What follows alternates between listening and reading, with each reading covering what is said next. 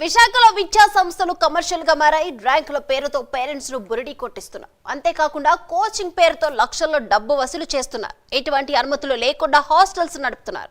కనీస వసతులు కూడా కల్పించకుండా డబ్బు వసూలు చేస్తున్న వారిపై చర్యలు తీసుకోకుండా విద్యాశాఖ అధికారులు చోద్యం చూస్తున్నారంటూ కూడా విద్యార్థి సంఘ నాయకులు మండిపడుతున్నారు.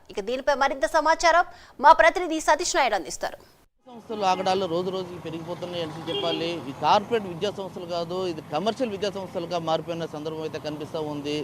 ఇక 10 మంది విద్యార్థులకు వచ్చిన అంకెలను తీసుకొని అంకెల గ్యారెంటీతో వేలాది మంది విద్యార్థులను జాయిన్ చేసుకునే పరిస్థితి అయితే కనిపిస్తుంది. ఒక క్యాంపస్ నుంచి 10 క్యాంపస్ల వరకు అలాగే విస్తరణ చేసుకుంటున్నారు. కానీ విద్యా వ్యవస్థ చూసుకుంటే రోజు రోజుకి మనుగడ పడిపోతున్న చెప్పాలి.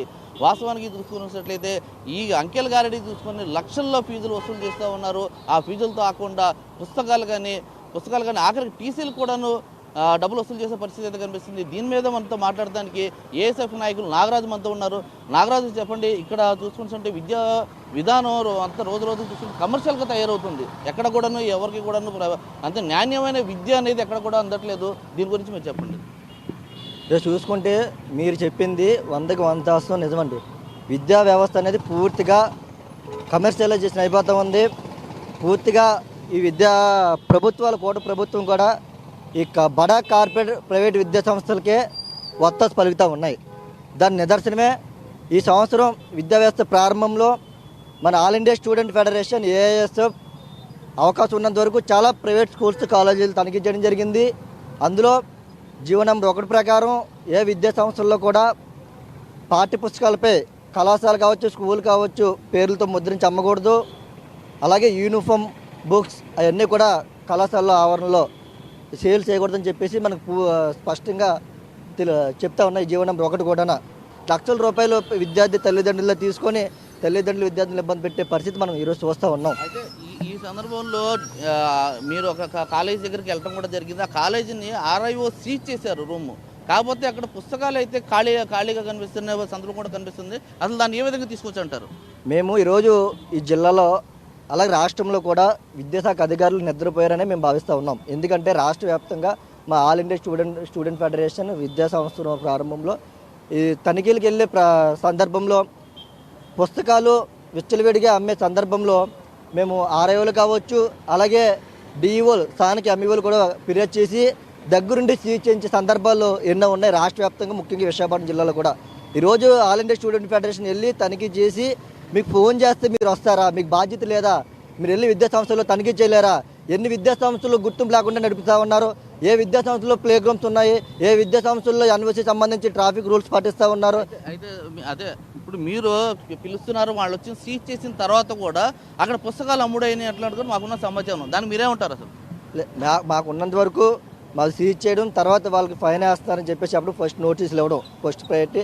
సెకండ్ ఇదే రిపీట్ అయితే మా దృష్టికి వస్తే ఖచ్చితంగా కళాశాలలో కాలేజీలు రద్దు చేసేది, గుర్తింపు రద్దు చేసే వరకు కూడా ఆల్ ఇండియా స్టూడెంట్ ఫైట్ చేస్తుంది. కాకపోతే మేము ఫిర్యాదు చేయడంతో ఎన్న రావడం, ఎన్న సీజ్ చేయడం, నోటీసులు ఇవ్వడం జరుగుతూ ఉంది. ప్రస్తుతానికి అది జరుగుతుంది. భవిష్యత్తులో కూడా ఇటువంటిది ఆల్ ఇండియా స్టూడెంట్ ఫెడరేషన్ ఇటువంటి ఏ అవినీతి జరిగినా, ఇటువంటి ఫీజులు దోపిడీ జరిగినా సరే ఏఎస్ఎఫ్ ఖచ్చితంగా అడ్డుకుంటుంది, విద్యార్థుల పక్షాన్ని నిలబడుతుందని చెప్పి తెలియజేస్తున్నాను. అలాగే ప్రైవేట్ పీజీ కళాశాల విద్యార్థులకి రీఎంబర్స్మెంట్ లాగా అనేక డ్రాప్ అవుట్స్ పెరుగుతూ ఉన్నాయి. వాళ్ళ డిగ్రీతోనే వాళ్ళు పట్టాలు పొందే పరిస్థితి కనబడుతుంది. అప్పర్ స్టడీ చేయడానికి అవకాశం లేదు. మీరు లాస్ట్ గవర్నమెంట్ 70 తీసుకొచ్చింది అని చెప్పగానే మేము యోగాల పాదయాత్రలో మేము అధికారంలో రాగానే జీవో నెంబర్ 77 రద్దు చేస్తామని చెప్పాడు. ఇప్పుడు సంవత్సరం దాటిపోయింది.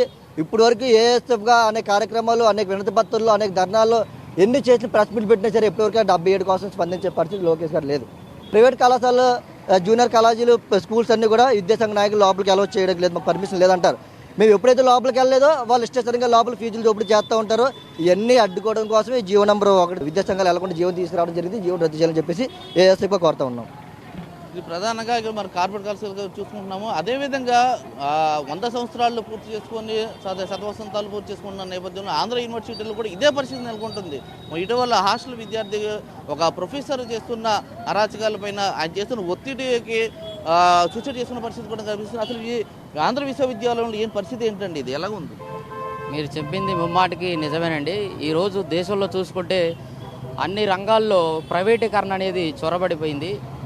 ఏదైతే బడుగు బలహీన వర్గాలకు కావాల్సినటువంటి విద్య వైద్యం ఇవన్నీ ప్రైవేటీకరణ చేయడం జరుగుతుంది. దానివల్ల ప్రజలు చాలా ఇబ్బందులకు గురికావడం. అదేవిధంగా కాలేజీలు చూసుకున్నా ఇప్పుడు ప్రైవేట్ కాలేజీలు పుట్టగొడుగుల్లా వస్తున్నాయి. వీటి వల్ల బలహీన వర్గాల విద్యార్థులు చదువుకు దూరం అవుతున్నారని అర్థమవుతుంది. అదేవిధంగా ఈ ప్రైవేటీకరణ అనేది ఈ యూనివర్సిటీలు కూడా తీసుకురావడం జరుగుతుంది. యూనివర్సిటీలో ప్రైవేట్ యూనివర్సిటీలు తీసుకురావడం, ఆ ప్రైవేట్ యూనివర్సిటీలకు ఈ గవర్నమెంట్ ఏదైతే గవర్నమెంట్లు తపతపాలుగా వస్తున్నాయో ఆ గవర్నమెంట్లు కూడా వాటికి కొమ్ము కాయటం, ఈ ప్రభుత్వ యూనివర్సిటీలను పట్టించకపోవడం, నిధులు కేటాయించలేకపోవడం, ఇది చాలా తీవ్ర ఇబ్బంది. అదేవిధంగా చూసుకుంటే ఈరోజు విద్యా సంస్థల్లో విద్యార్థులను చాలా వేదనలకు గురి చేస్తున్నటువంటి చూస్తున్నాం. ఆంధ్ర యూనివర్సిటీలో మొన్న ఒక విద్యార్థి సూసైడ్ అటెంప్ట్ చేసుకున్నాడు. అది కూడా చాలా అతన్ని ఎవరైతే ఉన్నారో అతన్ని సస్పెండ్ చేయాలని చెప్పడం జరిగింది. అదేవిధంగా అతని హాస్పిటల్ ఖర్చులు ఆంధ్ర యూనివర్సిటీ భరించాలని చెప్పి మేము ఐఏఎస్ఎఫ్ తరఫున చెప్పడం జరిగింది. రిజిస్టర్ గారు దానికి అంగీకరించడం జరిగింది. ఆంధ్ర యూనివర్సిటీలో ప్రస్తుతం ఏదైతే గెస్ట్ ఫ్యాకల్టీని ఇంకా రిక్రూట్మెంట్ చేయలేదు. రెగ్యులర్ పోస్టులు కావాలని మేము చెప్తున్నాం, కానీ వాళ్ళు గెస్ట్ ఫ్యాకల్టీ అన్నారు. అది కూడా ఇప్పటివరకు లేదు. చూసుకుంటే అన్ని డిపార్ట్మెంట్లో ఇప్పటికీ 2-3 ఉన్నారు తప్ప ఎక్కడైనా నాణ్యమైన విద్య తీసుకుంటాం. అది ఇక్కడ ప్రధానంగా అయితే చూసుకున్నట్లయితే ఇక్కడ ప్రైవేట్ విద్యా సంస్థలు ఏవైతే ఉన్నాయో వాటికైతే అధికారులు కొమ్ము కాస్తున్నట్లయితే దాని మీద కనిపిస్తూ ఉంది. అదేవిధంగా ప్రభుత్వం కూడా ప్రభుత్వ హాస్పిటల్ ప్రభుత్వ స్కూళ్ళకి పర్యవేక్షణకి వెళ్తానికి వీలు లేదని అన్నట్లుగా కూడా వాళ్ళు ఒక జీవో తీసుకొచ్చారని కూడా చెప్తున్నారు.